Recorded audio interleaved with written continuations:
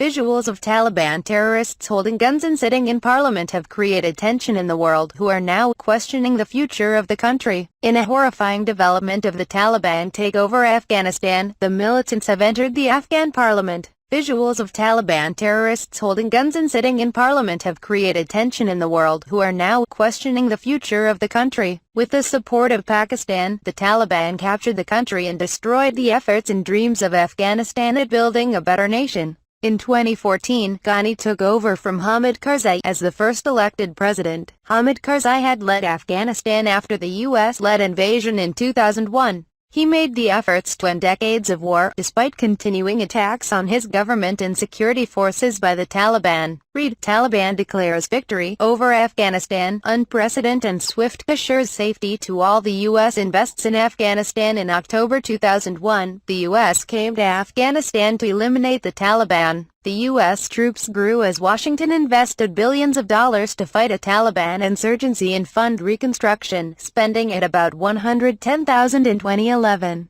Read: Saudi Arabia, New Zealand evacuate diplomats from Afghanistan amid Taliban siege. According to the U.S. Department of Defense, the total military expenditure in Afghanistan from October 2001 until September 2019 had reached $778 billion.